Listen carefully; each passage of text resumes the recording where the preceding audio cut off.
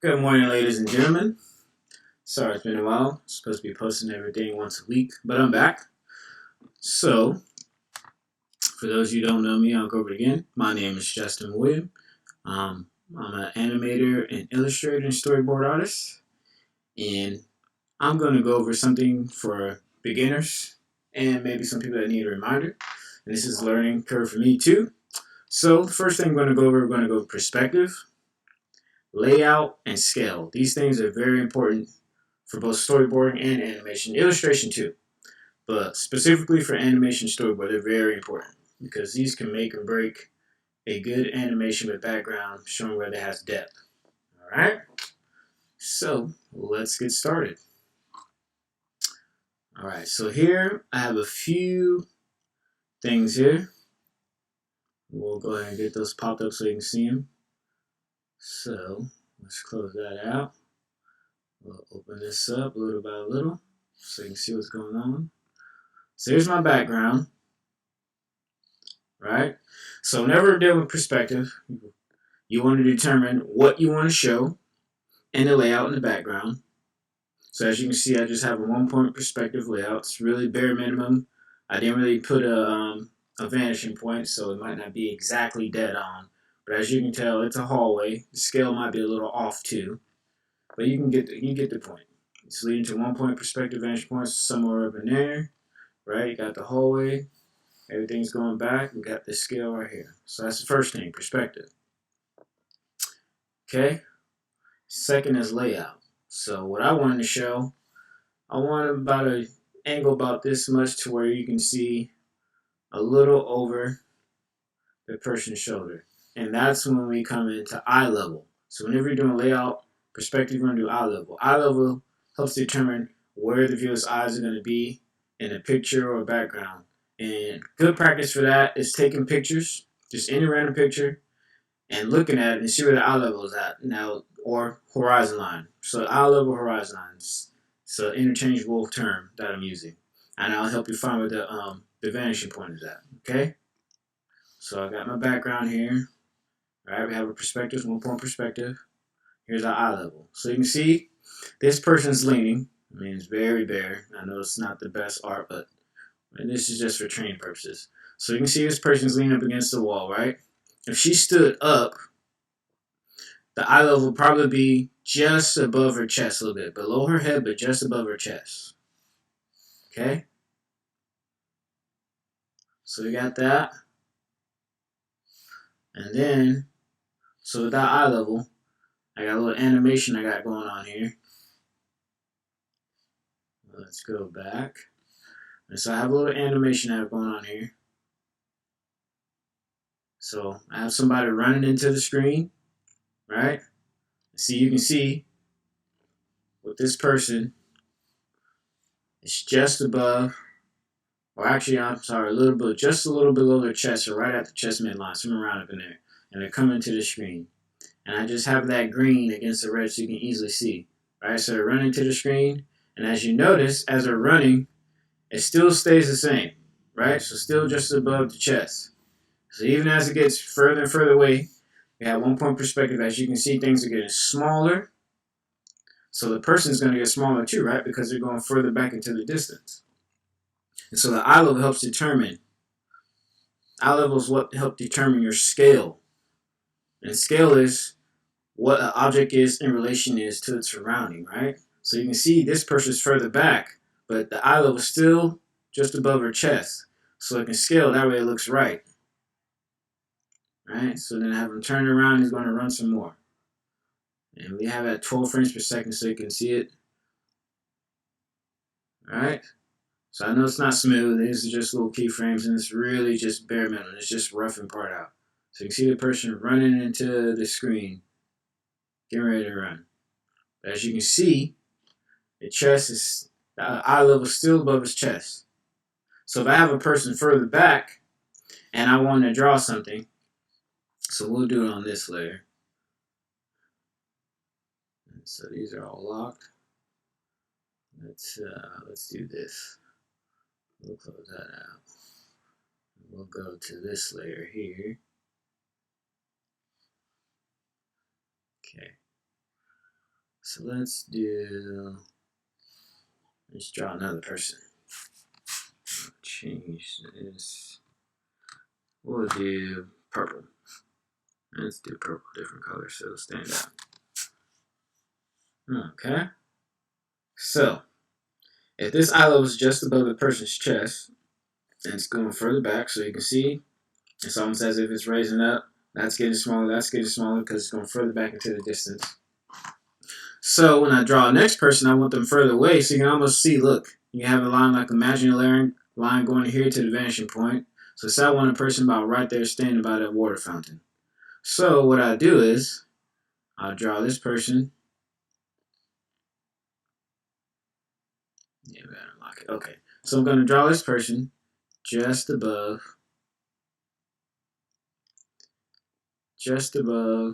Uh-oh. Did I do something here? Oh, let's see. Background, which one did I choose? Okay. How about that? Now it should work. We'll draw this person just above.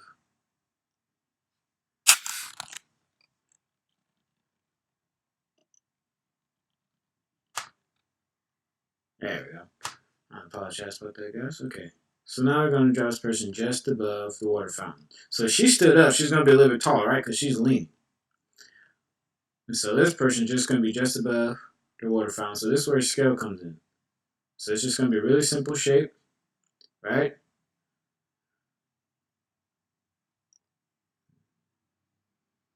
So just above the chest, right above the water fountain. And I'm just going to make this really simple. See?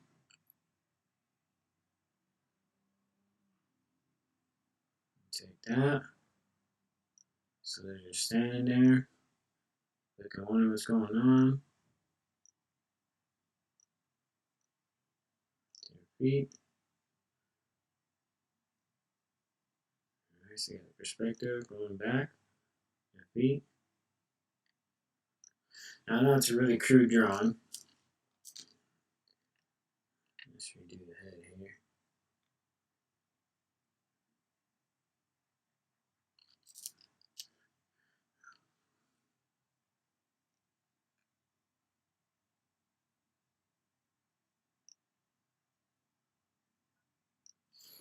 Alright, so you had that.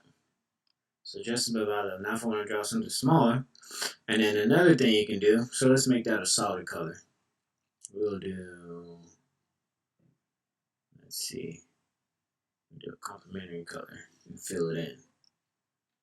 Oops. So we'll do a complementary color, we'll put that back on purple, fill that in.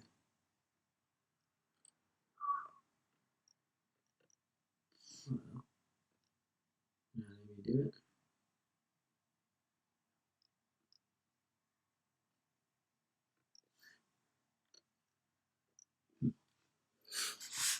I guess not. We'll just do this. We'll color him in. Like that. So we'll color him in real quick. Some yellow.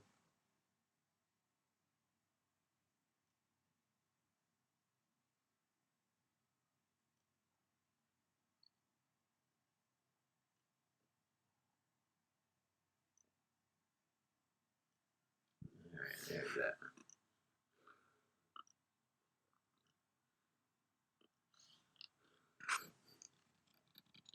Outlines back.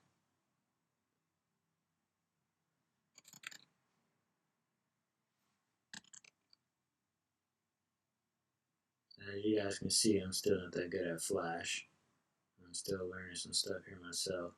I'm behind in the digital age. Now, for those of you who are really savvy with Photoshop, or even probably beginners, a good thing you can do with this practice is, you can take this little figure you have here in Photoshop.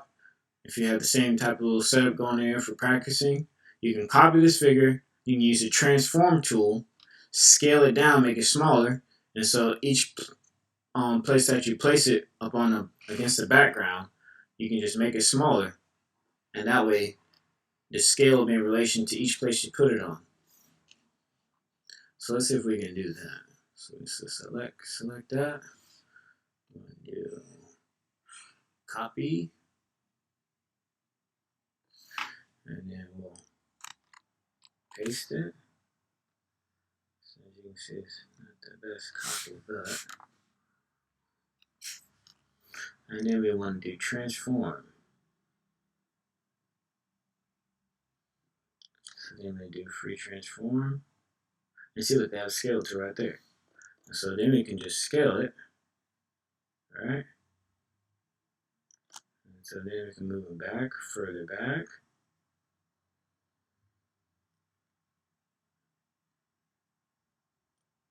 And then we put them down.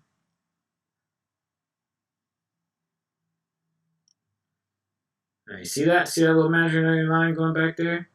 Now, guys, I apologize. I know this looks really crude and really bad, but you can see the imaginary line going down from the head, right? It's getting smaller, leading to that vanishing point.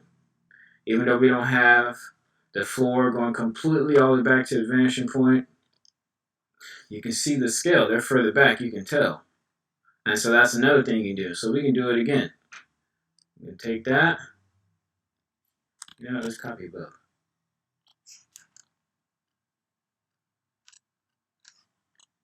So we got that. Want that. Want all of that. And so we can copy, paste again. And then we can use our scale tool. I forgot what the shortcut is. If you guys are familiar with the shortcut keys, I highly recommend using it. It makes things a lot faster. Like I said, I don't use Flash that much unless I'm just doing a quick animation or a complete digital animation. Most of the time I just draw stuff by pencil and paper, and then I scan it in. Unless I'm just doing a complete digital animation. So there you go, you got that. We want it to be further back, so then we can scale it, right? Have it right there. We want it further away. We want the line just above the chest. Right there on the horizon line. And there you go. Now, another thing I want to show you guys. Let's move them over so it looks right. We'll put them behind. How about that? So we got our perspective, right? It's 1-point perspective. So whenever a good way to study is you get a picture, look at the picture, and try to determine what type of perspective. You look at the building, what angle of the picture is taken at. Is it 2-point perspective, or are there 2 lines coming from outside the picture itself, with buildings or straight edges or something like that? Is it 5-point perspective to where it's round, almost like the way the human eye sees things? And then, so we have our perspective. Next, we have the layout. So our layout, remember, whenever you're designing something, you want to determine what type of perspective you have, and then the eye level helps determine what you want to see. So if I had, say, like a picture I want high above, I want like a aerial view. So our eye level will be above the picture, right? Because we're looking down. And then with that, you can determine the buildings and the objects within the picture, what angle you're going to see it at, to where it's going to be 2 points perspective. So like a cube. If I was to draw a cube, per se, we'll change that to black. So if I was to draw a cube here, right? So I want it to be in relation to scale, or like a desktop. So if I want to be able to see the top of it, or I can have it at an angle like that, it's cubes in the way, right? We got it going back to our vanishing point. Now that should be a little bit lower, right? It's 2-point perspective, so we got lines coming from right there, leading back to the vanishing point. See, going with those leading lines. It's all going back. And that's 2-point perspective right there, because we got lines coming from this way, and lines coming back from the vantage point that way, right? So 1, 2. And you can see the scale is a little further up. And I'm able to see up top of it a little bit because it's in relation, because of its relation and place inside the picture. And so that's one thing you should look for when you're doing layout, perspective, and scale. And so this is really good for people practicing animation and they want to do it the background, right? Now, of course, in animation, you can do, anything you want. When it comes to animation, anything you imagine you can do. You can break the rules. But a good thing, before you break the rules, you should learn them and know them. So when you break the rules, it doesn't look still try to place. Because you can break the rules of certain things of realism and it still be, not too far-fetched to it's like, oh, that's completely wrong. Okay, so with that, let's go to our little short animation. Now I'm going to add more to this animation over time. I'm not going to do too much today. But I just want to show you what we have. So we have that, right? So now we'll go to our animation. So it starts here. Let's see. You know what? Let's keep these here and make this, drag those out. So they're still there. So now we have our animation. No, that's not what I wanted. There we go.